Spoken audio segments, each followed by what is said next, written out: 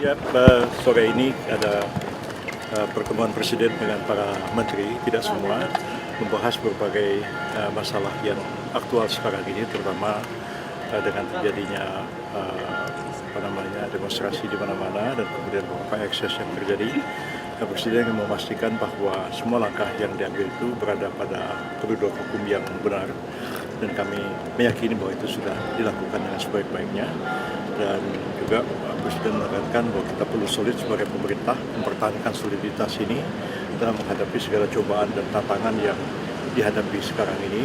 Dan Presiden memastikan kepada semua menteri bahwa program-program pemerintah itu berjalan sebagaimana mestinya, dan itu sudah diyakini bahwa kita melaksanakan program-program itu tidak satu pun yang kita tinggalkan.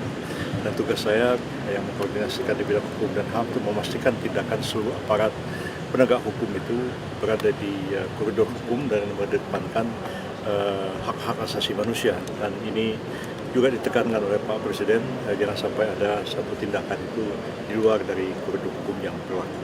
Tuntutan 17.8, Pak. Itu juga apakah pemerintah akan membuka komunikasi dengan mahasiswa, menerima mahasiswa? Tadi ada arahan ke Bapak? Iya, Pak Mendikti juga diberikan arahan oleh Pak Presiden untuk memberikan satu respon yang sebaik-baiknya terhadap aspirasi yang berkembang di kalangan mahasiswa.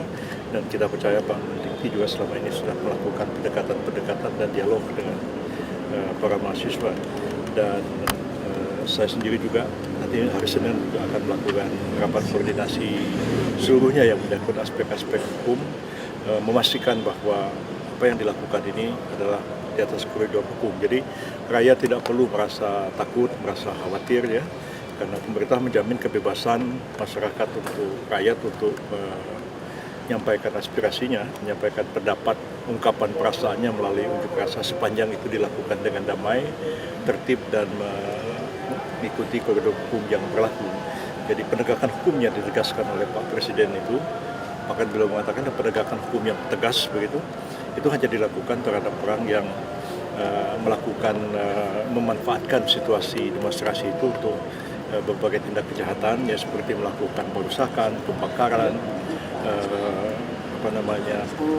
dan lain seperti itulah, pencurian dan lain-lain. Dan karena itu itu harus dilakukan satu tindakan hukum yang tegas. Tapi kami pun menekankan juga nanti kepada aparat bahwa tindakan hukum yang tegas itu juga mengikuti kaedah-kaedah hukum yang berlaku dan juga menghormati HAM. Jadi kalau mereka mau didampingi pengacara, harus disediakan pengacaranya, juga menjunjung asas praduga tidak bersalah dan sebagainya, sehingga memang hak asasi manusia terjamin kepada siapa saja mereka yang mungkin akan dipanggil, diperiksa, ditahan dan lain, itu tetap harus mengikuti koridor hukum yang benar. Nah, apabila itu dilanggar, maka aparat juga harus ditindak karena melakukan satu pelanggaran terhadap norma-norma dan penegakan hukum itu sendiri. Prof, kalau respon pemerintah soal tuntutan 17+8 bagaimana, Prof?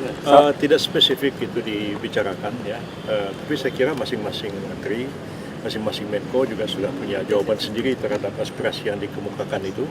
Dan saya juga tadi siang juga sudah menyampaikan press release mengenai tanggapan beberapa poin di antara tuntutan 17+8 itu. Antara lain adalah pembahasan terhadap rancangan undang-undang perampasan aset ya. Pak Presiden pun sudah beberapa kali juga menegaskan supaya DPR segera membahas RUU itu. Dan kemarin juga saya berkoordinasi dengan Pak Supratman, Menteri Hukum, sedang membicarakan memasukkan RUU perampasan aset itu dalam prolegnas 2025-2026 dan sedang menunggu keputusan apakah akan diambil inisiatifnya oleh DPR. Kalau itu memang disepakati, DPR silakan mempersiapkan RUU perampasan aset itu, yang dulu sebenarnya sudah pernah diajukan oleh pemerintah pada masa Pak Jokowi, dan pemerintah siap untuk membahas itu, dan tergantung nanti siapa yang ditunjuk oleh Pak Presiden untuk membahas RUU perampasan aset itu.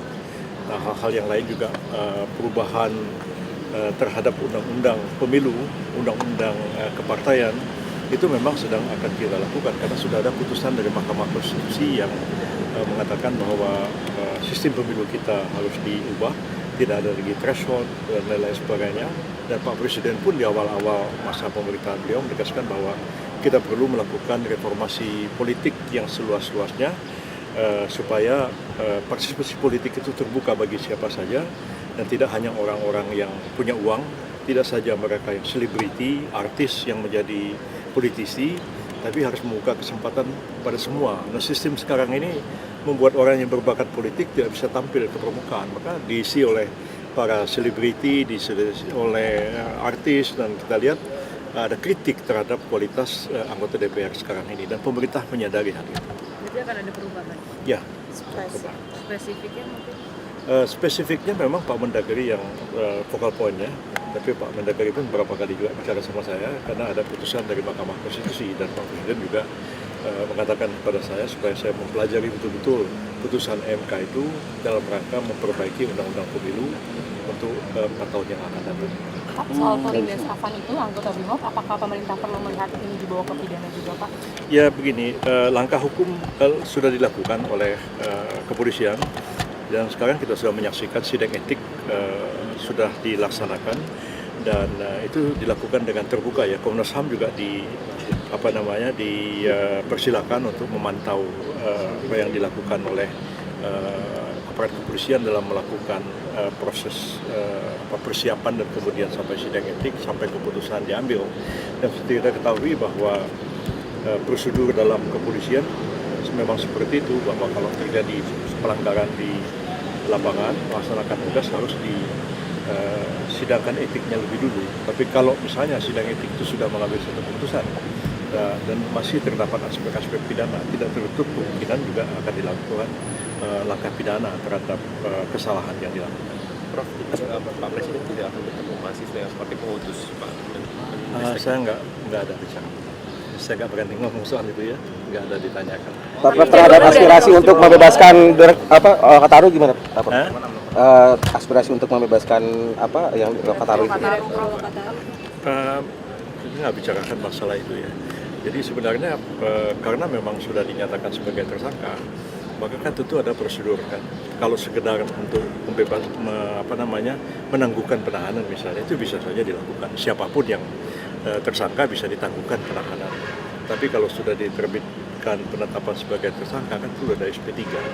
Jadi memang penyelidikan dan penyidikan itu tetap harus dilakukan. Dan saya kira beliau sendiri lebih baik didampingi oleh advokat-advokat yang handal, ya, LBH dan lain-lain, sehingga pemeriksaan itu berjalan fair dan adil. Kalau misalnya memang tidak cukup alasan untuk dinyatakan sebagai tersangka, ya mengapa tidak harus di SP3? Dan saya kira setiap orang kan harus gentleman menghadapi satu proses hukum. Kalau misalnya oleh aparat disangka dia melakukan satu kejahatan dan menurut aparat penegak hukum ada bukti-buktinya, ada bukti-bukti permulaan yang cukup, tapi dia juga bisa menggunakan advokat untuk menyanggah semua itu, mengatakan bahwa sebenarnya tidak cukup bukti dan sebagainya, bisa mengajukan pra peradilan dan sebagainya. Harapan saya sih sebenarnya kalau seseorang ditahan atau dinyatakan tersangka, jangan kita terus minta harus dibebaskan. Dilakukan dong perlawanan secara hukum yang gentleman. Kalau memang kita berani melakukan sesuatu ketika kita menghadapi proses hukum, hadapi. Tapi pemerintah melihatnya apakah ini tidak melanggar HAM? Karena itu kan karena boleh aja orang boleh aja bersuara, tapi kalau misalnya ada aspek-aspek yang diduga sebagai satu misalnya delik penghasutan di dalamnya, dan itu kan penyidik berhak aja menyangka begitu, tapi orang yang disangka berhak juga untuk menyangkalnya. Ya laksanakan secara fair dan adil. Oke.